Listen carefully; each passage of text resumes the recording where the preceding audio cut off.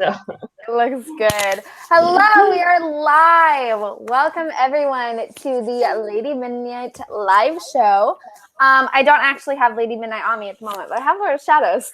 oh, I have Lady Midnight. Wait a minute. Oh, do you want to show it in case? I mean, I'm pretty sure everyone knows what the cover is, but I do not have it on me. I'm not even at home.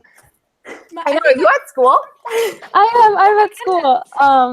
I'm in actually like my college's like graphic design lab because I've been here all day. Awesome. Oh well, I hope you're getting work done. Yeah, a lot of coding. So okay, yesterday. I have my book here. Awesome. Yay. So today we're talking about the lovely book that Lara just showed us. If you don't know, hi, I'm Emma. This is my YouTube channel. And I have been hosting a read-along for the entire Shadowhunter Chronicles this year. It's not even like ongoing anymore. It's like almost over. The year's almost over. But so this is my third time reading Lady Midnight, I'm pretty sure. Gave it 5 out of 5 stars. I loved it. I'm also almost done with Lord of Shadows, so I'm extremely excited for that live show as well. But yes, we'll have 2 more live shows for Lord of Shadows and Queen of Air and Darkness for this read-along, so stay tuned. But if the rest of my lovely co-hosts who are joining me today want to introduce themselves, we can start with Lauren. Hi, my name is Lauren. I was on the Bane Chronicles live show, so I'm back, I guess. Thanks for coming back. This is my first time reading Lady Midnight, and like the last time, I've not read Lord of Shadows yet, so this is kind of exciting for me. Yeah. And I gave it a 5 out of 5 stars also. I really liked it a lot more than I thought I did. I thought I would, and yeah, so that's all. Awesome. Lara, you want to go next? Okay, so hi everybody. My name is Lara or Laura, whatever. So I've read Lady Midnight.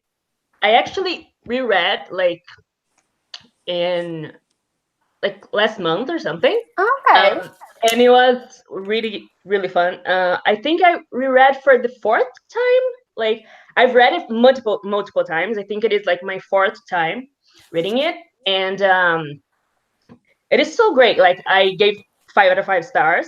I loved it. I love it so much. Like I think it is my favorite book from Cassandra Clare till this day. I think like I enjoyed more than Lord of Shadows. I've already read Lord of Shadows. I'm rereading Lord of Shadows right now, and yeah, I really love it.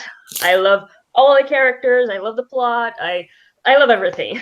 Like even like the little like little things that I did enjoy, I still like forgive it because I love it so much. I love everything else so much. So yeah, that's about it.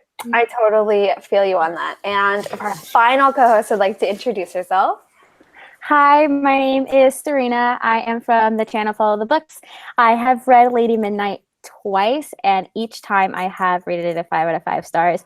I love Lady Midnight. Me and Emma have constantly gone back and forth of how much like it is Cassandra Clare's most sophisticated work. It is the best. Julian Blackthorne is like the love of my life. Oh my god, thank you. Oh my god, I stand him so much. I love him. Lady Midnight, I am so excited to see like everyone's like opinions on it, as well as Queen of Air and Darkness and all the possible things that could possibly happen, especially like rereading it and seeing like all the little like tidbits. I'm very, very excited for like the Shadowhunter world, especially like to change and not ready for it at the same time. Oh, I know the feeling. Yeah, I'm so happy we're all here. So if you guys at any point of you watching want to join in on the live chat, we have the chat on next to like the right of the screen, and you guys can put questions in there for us to discuss or any thoughts that you have. Let me check what questions. We just got a question. How do you think Lady Midnight compares to the other first books in the Cassandra Clare series? It's the best first book. Like, yes. It's totally the best first book. I think like it's such a good first installment because the characters and I think it helps because the characters we already met the characters before, like in City of Heavenly Fire, in City of Lost Souls even. So I think the characters became more grounded for some reason because of that. And but even if you haven't read like the other books, I think it is still like a good first book for a series. Like even if you haven't read like the Mortal Instruments or the Infernal Devices, I still think you can enjoy Lady Midnight for like itself. So yeah, I think it is like the best first book in a series that she has written. Yeah, I definitely agree with that. One thing I picked up on when I was rereading it this time was that I do feel that it does a decent job establishing the world compared to the other books, because one of my fears going in was, oh, this is like the first Cassie Clare book where the main character knows she's a Shadowhunter and like this is the culture she's grown up in. So how are we going to introduce all the complexities of this world when like they have to be through someone who has just lived in forever? Like we're not learning it with the main character anymore. But when I was reading it, I was like, dang, Cassie really hit like all the points. It's obviously not as drawn out as it is in other books when like that's the first time we're learning these things. But I think it's awesome how like every aspect of like what is of the Shadowhunter life is addressed in Lady Midnight, and like you definitely can read it and still understand the world. Exactly. Yeah, Lauren or Serena, how do you guys think about it? In regards to like Cassie's other work, I'm sorry. No, go ahead, definitely. I think that it's definitely like the best out of compared to like City of Bones and Clockwork Angel, only because like we're in this world already. Nothing has to be like constantly repeated to us, and we were introduced to like our main core of characters inside Civ Heavily and Fire, so we were able to like have these kind of emotional connections to them, especially with like everything that happened to these characters. Then I don't know if we can talk City of Heavenly Fire spoilers this far, but I guess we can. Yes, yeah, please. For Lady Midnight is game. No Lord of Shadows or Ghost of the Shadow Market spoilers. Okay. But with everything that happened, especially with Julian, we did get like these emotional connections and wanting to figure out what happened to these characters. Who are these going to characters to become? Like they were kids, now they're teenagers. And I said this like when I was reading it for the first time, like I was telling my sister that this is one of Cassie's like funniest books. Like Mark Blackthorne's like little one-liners are absolutely 100% the best, and I just was cracking up the whole entire time. Like there was like, emotional parts and like beautiful quotes, but like the humor in this is what totally made it. It didn't feel like the start of a series. It felt like just a new beginning, and that's what I really, really loved about this book. It's so interesting to me because I actually feel that The Dark Artifices is Cassie's least humorous series. That's true. I feel that. It's so funny how like we can all read the same book, but we can have like completely polar opposite feelings on how things come across.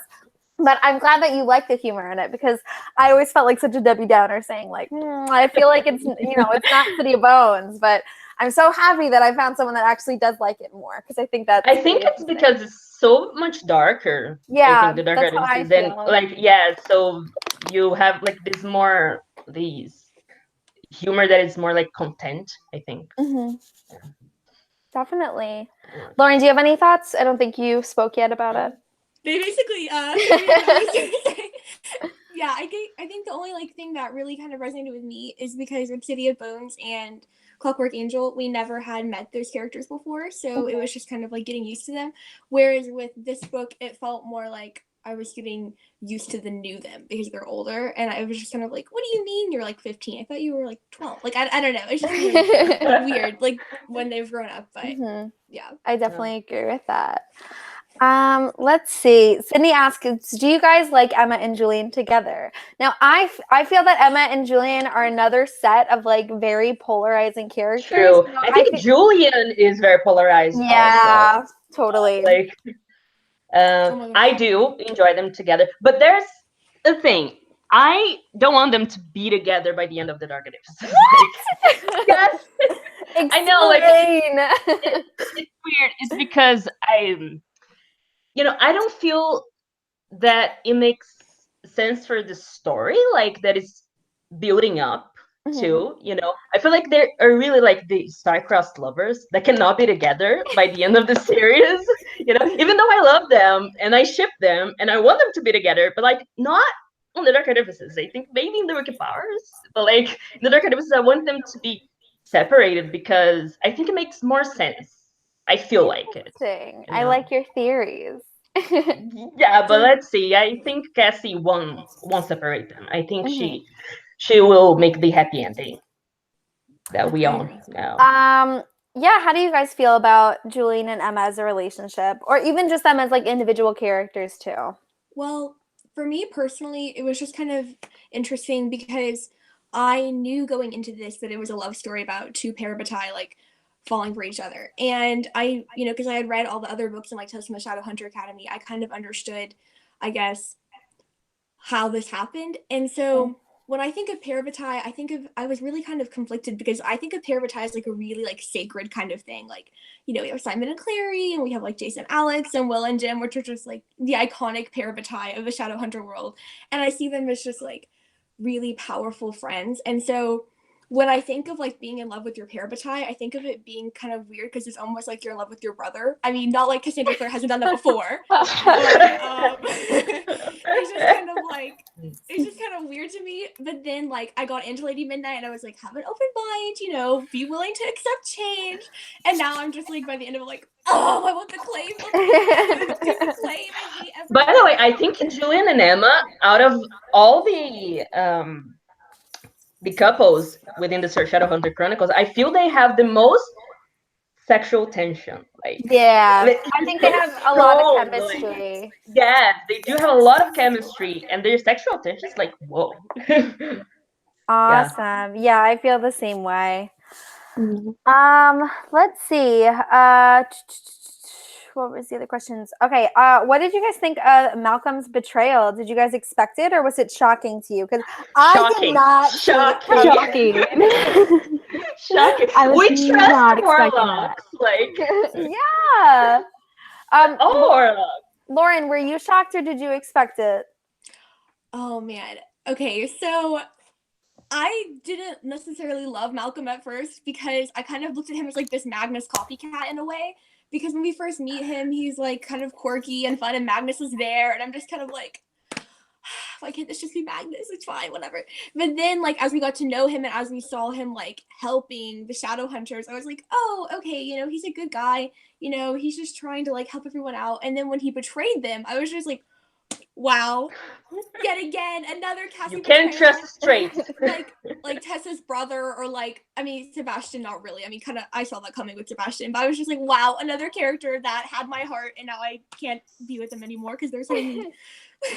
Yeah, like what really like shook me about Malcolm is that he's a character that we meet in City of Heavenly Fire as a good guy. Like he is an established character who has friendships, and he like is viewed as a good person. It's not like someone who's introduced like Sebastian, who's like out of nowhere. And like when it's like that, you can kind of be like, I don't trust them. But when it's someone that like Magnus and Katarina like endures and are friends with and have been friends with for such a long time, it was so unexpected for me.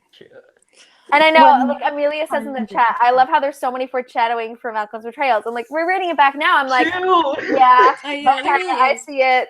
But I was blindsided the first time. Yeah, the first time definitely when Malcolm did what he did and like just betraying them in general. When I was reading it for the first time, I saw it from like Julian's perspective of being like, this is the ultimate betrayal because he let him into his house.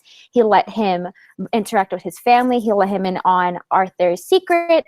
And just that being the ultimate betrayal. And then knowing that he couldn't really like process it because now Tavi's like in danger. We need to go and rescue him.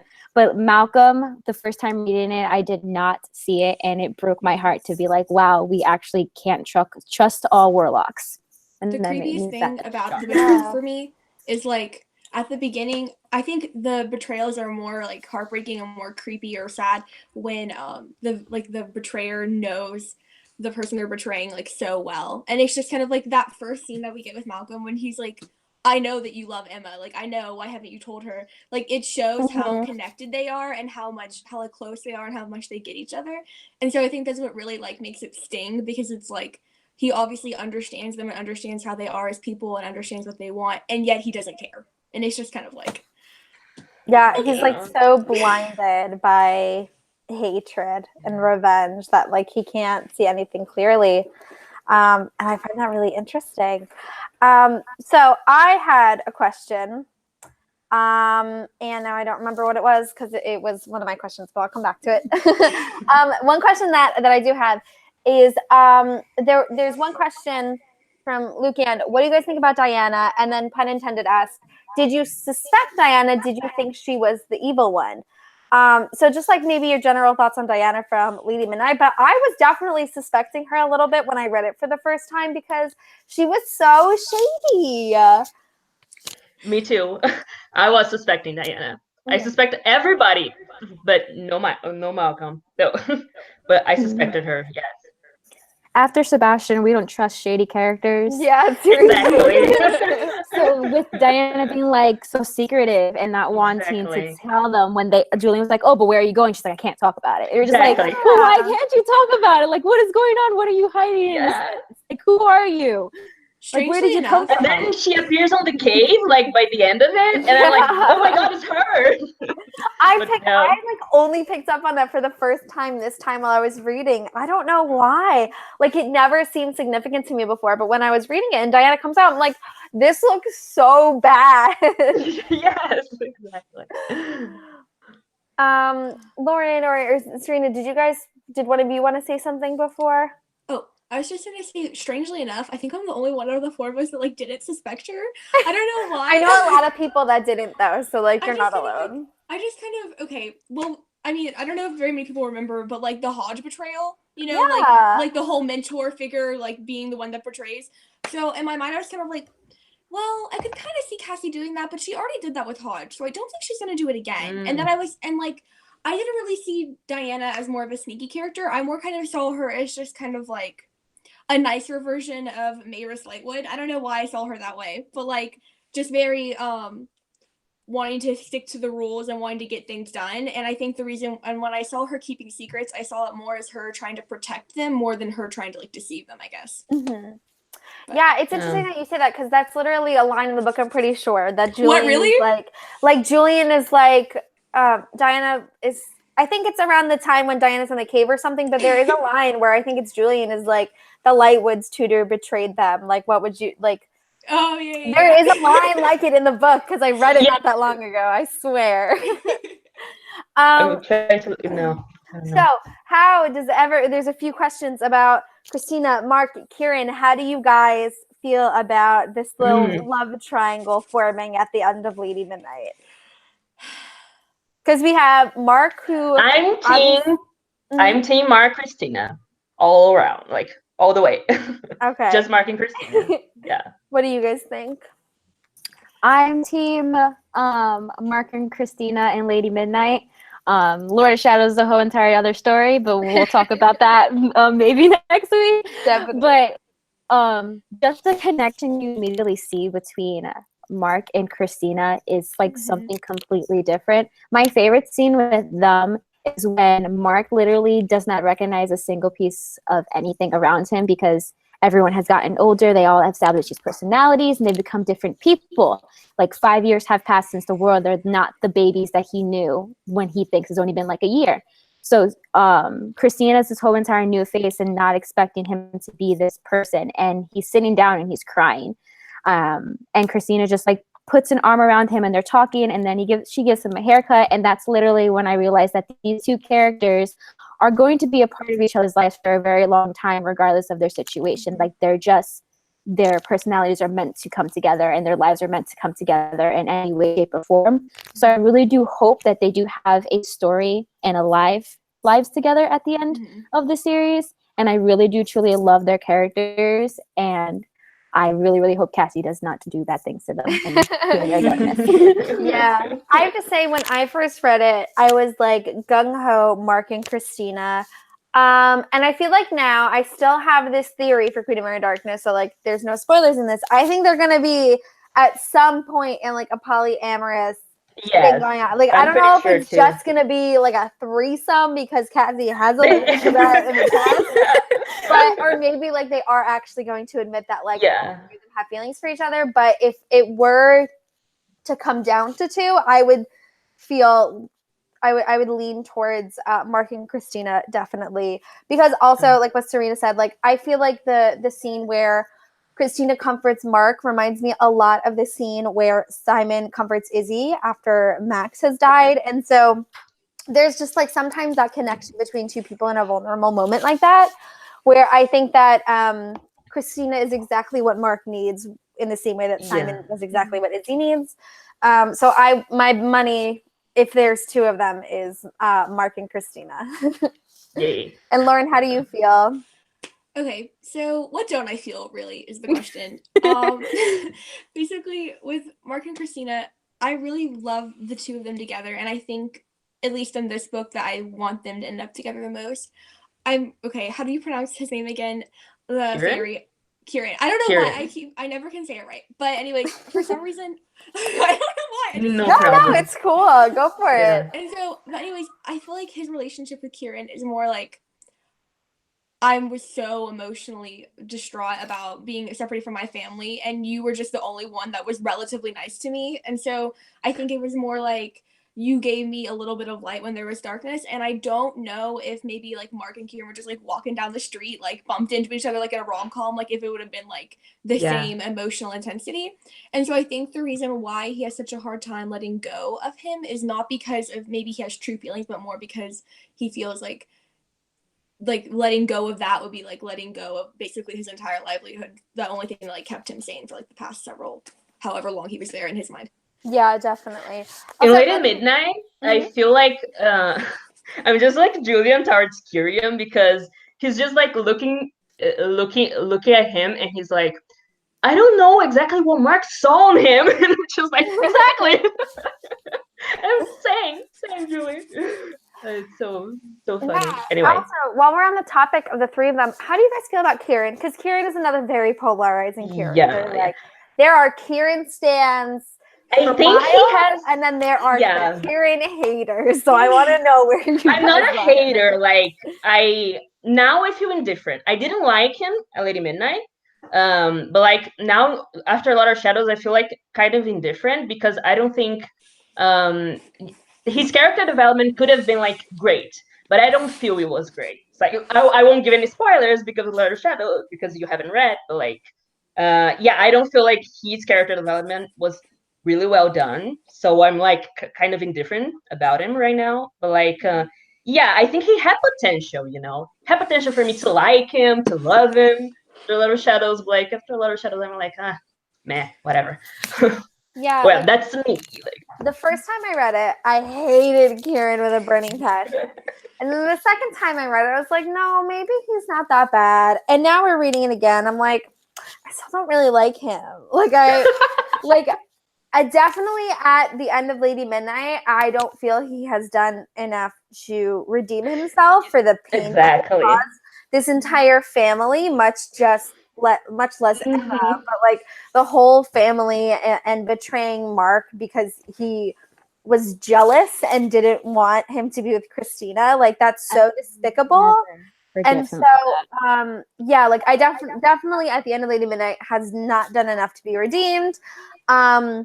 So yeah, I'm definitely a little bit closer to the I don't like Kieran side, but you never know with Queen of Air and Darkness. Yeah.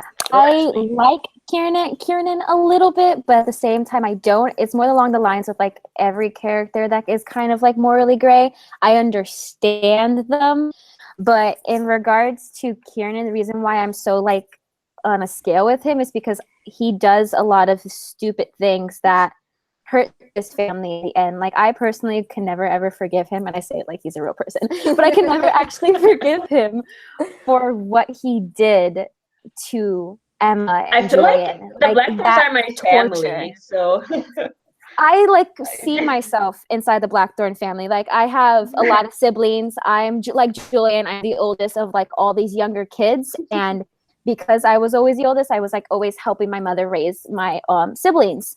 And I relate to Julian in the sense, like reading the part where he has to step up and to avoid Mark getting basically whipped. and like seeing that torture and then Emma getting involved with it, I literally, instead of being like, this situation is horrible, I should really hate the people actually physically doing it, I was like, no, Kieran is the one who actually did it, and I can never forgive him for this, regardless of what type of character arc and progression that he gets, because that's just really, really evil. And you knew what they were going to do. Like, you knew Mark was going to get hurt in the end of it, regardless of how hurt he was going to. Yeah, that scene, like, in general, was just like so heavy. Like, it was so visual when I was reading it, and I remember like being so distraught for Mark, who's just watching this happen. Like, he can't do anything, he's just standing there, and you know, because like there's nothing he can do. And then Julian starts to take the whipping, and then Emma puts him to sleep so she can take it, because there was no other way to stop it. And it was so stressful, sad. So like, speaking of like the Blackthorns, like, who is your favorite character out of the series? Or you can do multiple characters, because I know I can't choose one. I love all of the Blackthorns, like Blackthorn family. I like, it's my family, my Shadowhunter family after like the series. But my favorite is Julian. Mm-hmm. Yeah. What do you think, Lauren and Serena? Oh, wait, do you want to go first? No, go ahead. You can go. So like Ty is like there, like Julian and Ty, they're like there, you know. Yeah, I love Ty. Two characters that stand out for me, besides like, you know, Emma and Julian, because you know they're kind of like the main ship couple kind of moment. I really, really love Christina. Like, you need a best friend to tell that you just slept with your parabatai with. Christina. you went through several years in your mind of fairy abuse, and you're screaming at all of your siblings. Christina. Christina just handles it. Like, you know, like she never like, obviously I'm assuming these situations cause her frustration and pain, but she never like shows it, and she's always so strong and just so relatable. And I feel like I could literally tell Christina, oh yeah, so I went walking my cat and I lost it, and now my cat belongs to someone else. And she would, like, I don't know, just some weird random story, and she wouldn't even be like, oh, okay, Lauren. Like, she would like listen and like make it seem normal even if it wasn't. I don't know. And then I also really like Drusilla, or Drew, sorry. Yeah. And this is why I like her, and this is literally just like for the stupidest reason, but to me, like, it really matters a lot. So there's this one scene at the beginning of Lady Midnight. I think it's around page like 150 to 200 maybe, not really sure when, but basically I don't know if it's ever talked about again, I can't remember, but all of a sudden, like, Cassie says that like Drew is like more round figured, and she's more like overweight. And so then like I was just kind of like, oh, okay, that's just like who she is. And then later on, like a couple pages later, Drew is like talking to Emma, and she's saying like, oh, well, I don't even remember the relative's name, but like with the relative that they were visiting in England, Marjorie. Yeah, and Marjorie. Yeah. Marjorie. She was like talking to her, and she was like, yeah, she called me a butterball, and she said how maybe boys would like listen to me more if I was pretty and like all this stuff. And I was like, oh my god, it was so sad. I was like, this little like 11-year-old girl, and I just, obviously, like with Thanksgiving coming up, it's more on my mind than normal, but like I think everyone's had a family member that just like for some reason is feeling snooty or mean that day, and they just say something like that, and it literally ruins your day. Like, it's just the awfulest thing. Like, I've had comments like that said to me. Not that there's anything wrong with being like bigger or curvy. I mean, I'm definitely not super skinny, but like it's just kind of, you know, when people comment on your body and they don't say it in a way like, oh, you're so pretty or you're so beautiful, like they say things like that that are meant to hurt you and make you like want to change yourself. That's so devastating. And I was just kind of like, oh my gosh. So ever since then, I just like was like, look at her go, accomplishing her life. Like, I was just, I don't know. I felt so bad for her. I agree with you so much. I identify so much with Drew's struggle, and I just want to hug her half the dang time beside the series. My favorite character, if no one who has ever met me has not figured this out, but I love Julian Blackthorn. I knew you were going to say that. Julian Blackthorn. Like he's my wallpaper on my computer. Has been my wallpaper for the past 3 years. Every time like I talk about a character that I identify as Julian Blackthorn, at one point my Twitter handle was Serena Blackthorn. My Instagram is Diary of a Blackthorn. If I don't love Julian Blackthorn, I don't know who I am anymore. Like, there's just so much about him, and I feel like I read too in between the lines when it comes to Julian, but I have never like identified with a character in regards to how passionate he is when it comes to family more than Julian. And I wish he personally existed, because especially with his love of art and my love of art, I'm just like, can you just be a real boy? If we can just run off into the sunset, please? Like, oh my god, I identify with him, but like not in the exactly in the same way, because I just have like a big brother here, but it's more in the sense. Excuse me. It's more like there's some very deep things that I connect with him, like his jealousy and the way he acts when he feels jealous. Like I feel like I'm so close to be like him when it comes to these things, and like when he's kind of obsessive, you know, but like not in predatory way, you know. He's jealous without being like territorial, and he is obsessive without being predatory. And I feel like I understand him and I connect with him in these very deep things, you know, like those feelings, the way he feels and the way he acts when he feels, like the way he's very withdrawn, you know, and he suppressed a lot of things. Like I do connect with this too. So yeah, I think I identify with them in this kind of installments, you know. Anyways. Yeah, I feel like I always say that like my favorite character is Ty. I love Ty Blackthorn with all of my heart. Oh my gosh. But I also love Julian so much. And I feel like my love for Julian is not necessarily only the same love as Ty, where like I love Ty so much and he deserves the world and I only want him to be happy and he's the sweetest, most precious thing I've ever seen. But with Julian, that's like, I think he is such a well-written character and he's so complex. Yes, I love all the layers to him. I love how exactly he is. Like my interest in, this is going to be weird and maybe it's some people, my interest in Julian is kind of similar to my interest in Sebastian and how much of a complex character he is. Yes, even though they're very, very different. They're very, I get it. Exactly. Like Julian is my favorite because he's so fucking complex. Like he's so well written and he has so much layers. And I'm just like, Jesus Christ, I'm like blown away with them. And I wasn't expecting anything from him when I read City of Heavenly Fire. And like when I read Lady Midnight, I was like, oh my God, what character is this? Like he's great. Like when Julian killed his father to protect Ty, I knew that boy immediately starting Lady Midnight was going to be a morally gray character that a lot of people were going to be like, I don't really like him, but I kind of like him. Like he is kind of like Sebastian, but not Sebastian at the same time, because Sebastian is evil, but at the same time, I love Sebastian. Like I totally feel that. I love Sebastian. Like if someone can like tattoo something on me, it's like Serena loves Sebastian Morgenstern and Julian Blackthorn. No questions about it. Yeah, it's weird. Like Sebastian used to be my favorite villain in YA, but like I met the Darkling and then I was like, okay. But now like I love Sebastian also. Like he's a pretty awesome villain. Yeah, I just love Cassie's ability to write these characters who can be kind of morally in Sebastian's case, they're always not morally ambiguous, like we know evil. But like people like Julian, or just even some things that like Jace and Will do, things that Emma do. I mean, look at the end of Lady Midnight. Like she writes these characters who do these like terrible things sometimes, but like there is still so much good in them, and I think it really exposes like what we have the capacity to do as humans, and I think she just does a great job of capturing that.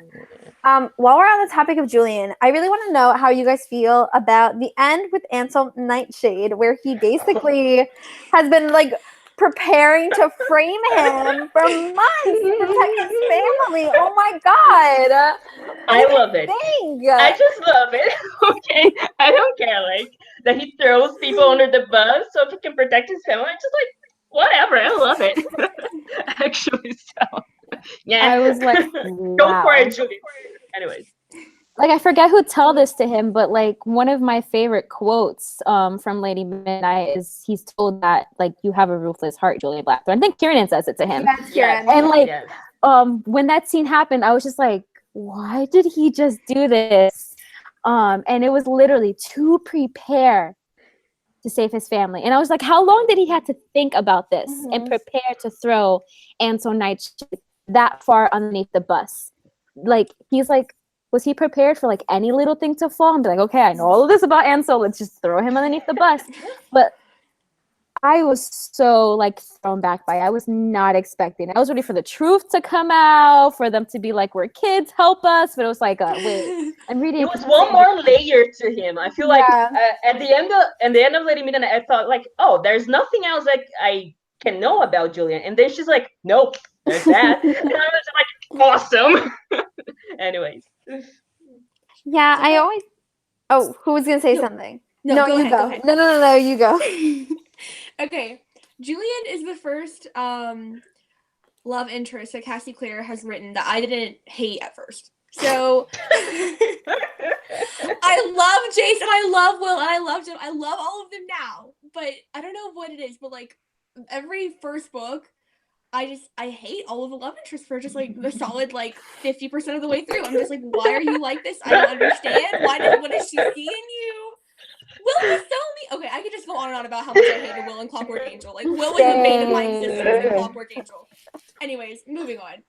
Julian was so far the only Clare love interest that I haven't hated at the instant of the start of the novel. So that's really exciting. When he betrays Nightshade like that to protect his family, my Julian appreciation goes down a little bit because I had him in high regards. I was like, you know what, you didn't tick me off at the beginning of the novel. So far, you've been pretty nice. You know, you got our back. You know, like blah blah blah.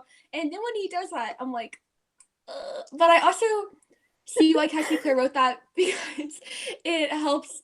I think if Julian like didn't really do anything wrong other than like. If he didn't do anything wrong throughout the entire book and make any mistakes, it might have been like a little too perfect, I guess. And so, although I wish he wouldn't have done that, and I think it's a really bad thing, and I haven't read Little Shadows yet, so I don't know if he has like some inner pondering where he's like, oh, I feel bad about it, or if he's just like. And the thing is, he feels bad about the things he does, but like he deals with it. He deals with it, you know? It's just like I feel guilty, I feel bad, but that's what I had to do, so I did it, and yeah, but I have to deal with it. I can imagine him going out to coffee or something with Nightshade, just being like, yeah, I know I ruined your life, but I mean, like, suck, you know, like, whatever, sorry. Oh my god. Yeah, I've always been conflicted on the end because, like, okay, he didn't throw a completely innocent person under the bus. Yeah, Anselm was using dark magic. He's a Shadowhunter. He's allowed to address that. Like it's within his like realm of capabilities to report him, you know. But maybe the fact that I didn't care about Anselm Nightshade like did something to like I don't care about him, so yeah, go. Anyways. Yeah, definitely. I think it also depends, like if you know, it's different in the way that like Malcolm betrayed the Blackthorn, you know. So it's like Anselm wasn't totally innocent, but like that doesn't mean that the way that Julian went about it is correct, because it was so premeditated and calculated, and it wasn't because he wanted to like stop Anselm from using dark magic. He didn't care about that at all. He wanted someone to take the fall for his family. And that's where I'm like, he's crossing a line that I don't like. And that's why I love him. I love when characters cross lines I don't like. So I've always found that to be very interesting in the way that Julian is just like so ready to like literally throw away anything if it serves not necessarily just his desires, but like his it is his desire to protect his family. So I always find it so fascinating how he like literally will do anything, even if it means maybe having some unethical practices and taking care of vampires. I feel like Cass is so good at cornering Julian. Like she like he had to kill his own father. He had to take care of everything, like everything, the institute, his uncle, and his family. Like it's so much. Emma. And I feel like she's always like cornering him so good, and it's so great because he has to do like he has to make these very difficult choices. And I love when like authors do this with characters. And, like from there, that comes like his morally greatness because like he has to make really hard choices to protect those he loves. So yeah, I love it. Yeah, I have a question. I'm curious, what is your favorite scene? Like, I feel like we've gotten a lot into like character analysis, and I just want to know, like, what is your favorite scene? Whether it's because it's like really heartbreaking or if it's like fun and lighthearted and makes you laugh. I like jumped and knew immediately what scene I was going to say. My favorite scene is when Julian shows Emma his art room of all the things just like the quote that comes from there, I like every time I read it, I'm just like, I need him in my life. He's just like, these are my heart. And like, if every canvas was painted with you, this would like something along those lines. Like, this is my heart essentially. And I was just like, this is the best thing in the whole entire world. Can I fall more in love with this boy? But that's like one of my favorite scenes in the whole entire book. There's so many scenes inside this that it like, wait a minute, I can't. I like freak out every single time that I talk about this because it makes me just so genuinely happy. I'm glad I have so many favorite scenes. Like, but I think my favorite is one with Julian and Ty. When Julian remembers the first time he thought about Tavi like his baby and like the baby. Like that scene is so heartbreaking and like it's so good and it's so well written and everything. Oh my god, I love that scene. I love that scene so much. And it's such a like a small moment between him and Ty. Like nothing happens, but it's so good. Like it's such a good character driven kind of scene. Oh my god, I love it so much. Anyway, yeah, it was that scene. And it's such a small scene. Anyway. My favorite is always the Julian and Emma painting scene. Like, I remember reading on Tumblr, like, some people hating on it, being like, that's so creepy. And I'm like, well, I guess I have a fucked up sense of romance because I think it's the romantic thing I've ever seen. Yeah, I love how Emma is like somewhat offended because like Julian hasn't painted her in years, and then it's like, no, because no one could look at his paintings and not know how he feels about her. It's so romantic. I love it. I feel like, so but it's people are like, oh, it's creepy and stuff. But like, man, they live together. Like they live together their whole lives, and he paints and like he paints everything. So they played house for the past 5 years. Like, yeah, they literally. It's not like he's a stalker. Like, you know, they live together. Like literally. Anyways. Yeah. Lauren, did you say your favorite scene? My favorite scene changes depending on my mood. Right this second, like if you ask me 5 minutes from now, I might have a different answer. But as of literally right now, my favorite scene is when Julian literally almost gets them in a car crash to talk about how he regrets saying that he wishes that Emma wouldn't be his parabatai. Oh, I love that. So good. Yeah. Oh, that made me so mad when he said that. Oh my god. Yeah, it's true. You know how earlier I said that Julian wasn't the only love interest that I didn't like immediately hate? Well, he had like in that moment. Yeah, in that moment, he he had like a 50-page run where I was like, okay, and then that happened. I was like, I hate him. So that was really awful, and I was just so upset, like that he said that to her, and like she was like trying to talk to him and like move on and still be friends with him and everything like that. But in the back of my mind, I'm like, why are you doing this? He literally just said he didn't want to be your parabatai. Like I was so offended for her, and it was just like such an awful time. So then when he goes and he like apologized, I'm like, okay, now we can be okay again. Now I can like you again. And then it was a fun time. Yeah, it's so good. They're just like Yeah. One more thing that I want to talk about before we start taking final questions in the chat. So there's a short story at the end of Lady Midnight called A Long Conversation, where some things happen for our main characters of the Mortal Instruments series. So what do you guys think about the Jason Clary proposal? Remember, this is just restricted to A Long Conversation. No Lord of Shadows talk. I was very excited, but when Clary just didn't say anything, I went into panic mode because I'm just like, what happened? What's going on? What do you mean you're not going to say yes to Jace? But through the whole entire thing, before like Jace proposed to her, all I kept thinking was, Izzy and Simon are getting married. Oh my god! I was actually a little like off put by the scene because I'm like, I'm sorry, Jace Whalen. I still call him Jace Whalen. That's precious. Jace would not propose to Clary in like a closet at their best friend and sister's engagement party. I expect more of him. So I have been mad. How long has Lady Midnight been out for? Like 2 years. I have been mad for 2 years because Jace would not have done. Well, I'm not going to sit here and say that I know Jace better than Clary, but I expected more of Jace more than Clary. I mean Jace more than Cassie. I don't know Jace more than Cassie, but I expected more of him. True.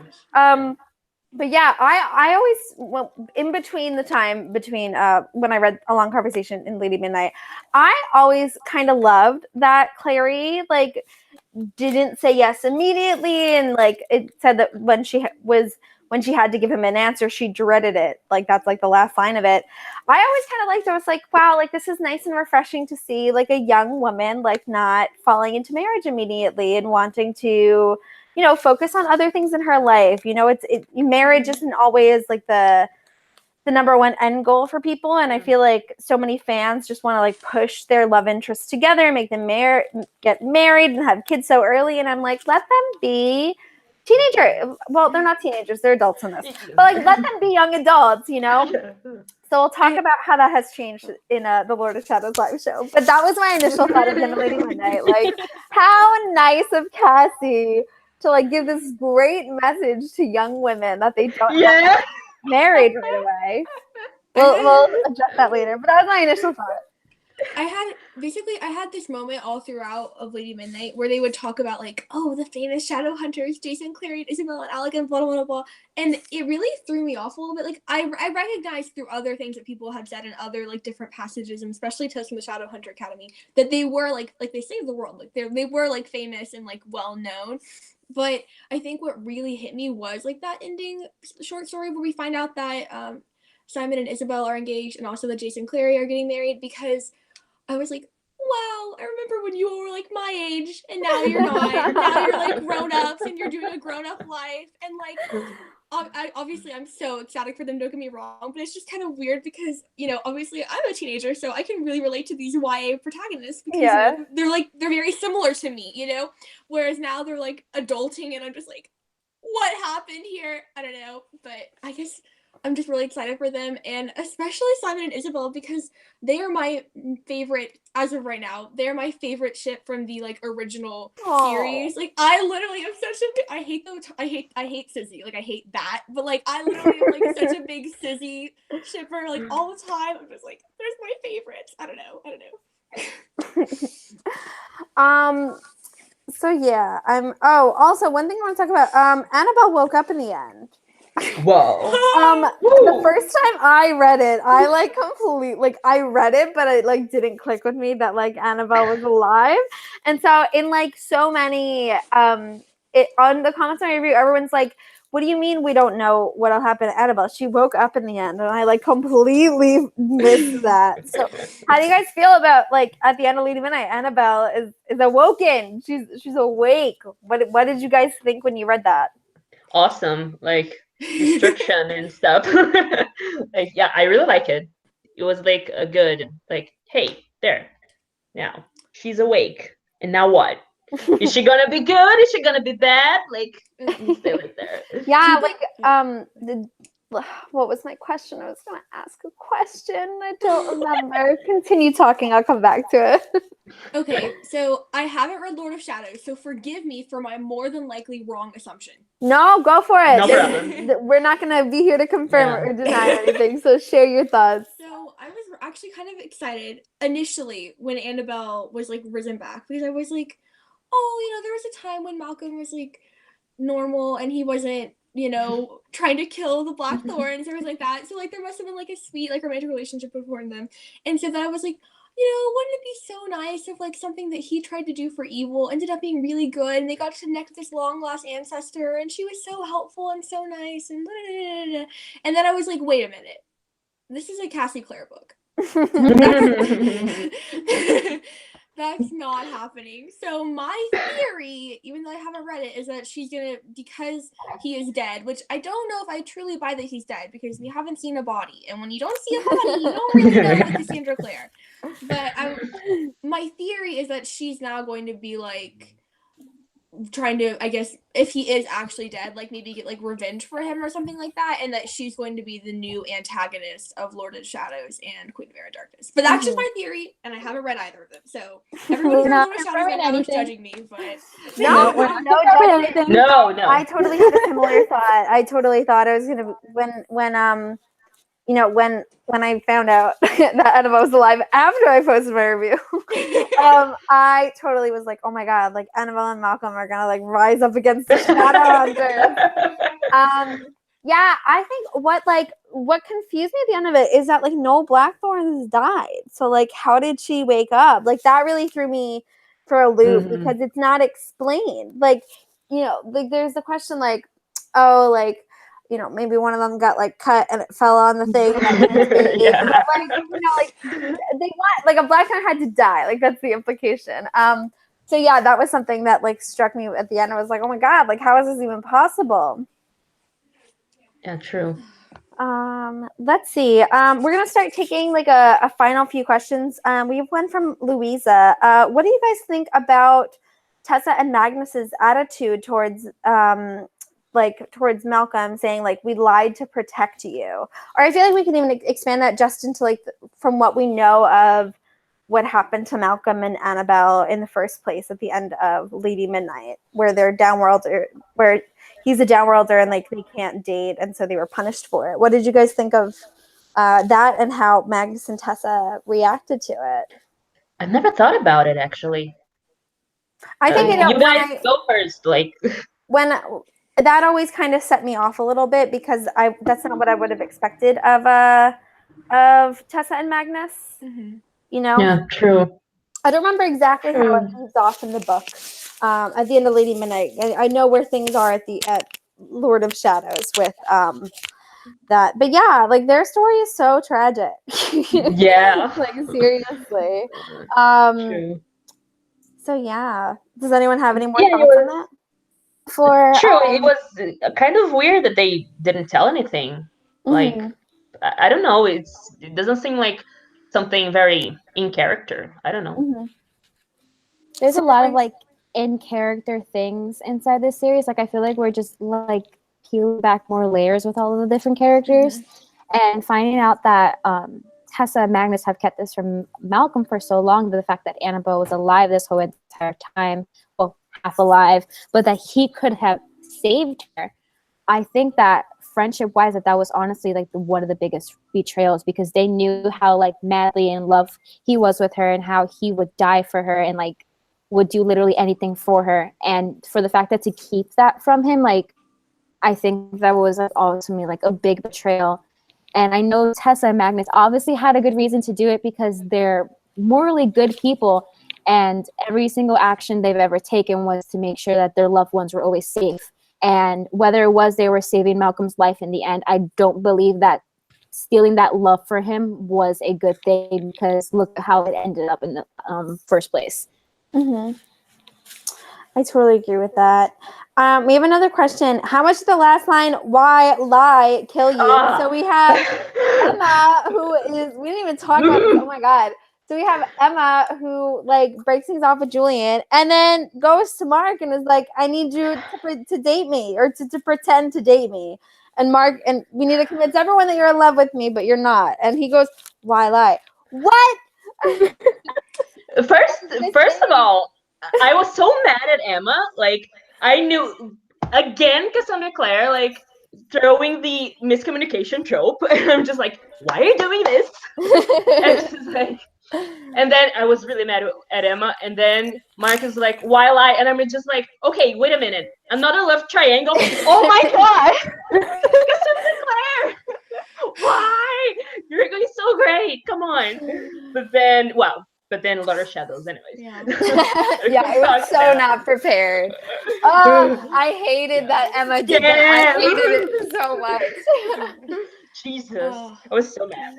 I really, with this whole moment with that, I was obviously I don't agree with what Emma did, like trying to, just not only cut it off with Julian, which is who I want her to be with, but also on top of that, deceive him and hurt him in such like a personal way. Like literally, that's just so, whatever, it's fine. Anyways, so I think to be a little less upset, I would need to like Mark Blackthorne, and I do like him because I'm like, oh, this guy from Fairy, and like he's trying to be like a better brother than he has, and he's trying to like readjust to civilization, like go him. And then every now and then he does stuff, and I'm just kind of like, yeah. And so, like, Mark, come on, Mark, you know better than this. So. Anyways, that was one of those moments for me where I'm like, okay, I understand Emma's thought pattern, although I don't agree with it, kind of like with what Julian did at the end. I understand your thought process, even though I don't agree with it. And I just think that you're making a mistake. I don't think you're a bad person. I just think that you're making a bad choice. Whereas with Mark, I'm like, why are you? Why? I don't even know what to ask you. Like, I don't understand. Why are you this way? Yeah, it's just like, it's so like, she's doing it for a good reason. I hate that. That's not an excuse for Emma. But like, she's like, it's like the worst, like, it's Mark. Like, it's the one person that Julian can never come back from. And that's why she chose him. And it makes me so mad. Like, I'm so tired. Like, I'm so hopeful that in like the last hours and the Wicked Powers, we're going to be done with characters doing things for a good reason. Please. Fingers Communicate, crossed. please talk. Just talk. Obviously, I wish Emma wouldn't act that way, but I just by the time that Mark said that at the end, like, why lie? I just started thinking about that. I was like, Mark, Emma, it's fine. I mean, Mark, what the fuck? Up until that point, I was like, okay, Emma. And then I got to that line, I was like, wait a second, completely different priority now. Like, oh my gosh. Yeah, things are like very, very tense at the end. I'm trying to think one more thing I want to talk about before we head off. Or if anyone else has any last minute questions, feel free to submit them. Okay. So Kate is at Herondale? What? How did we not talk about this until just now? I actually feel excited.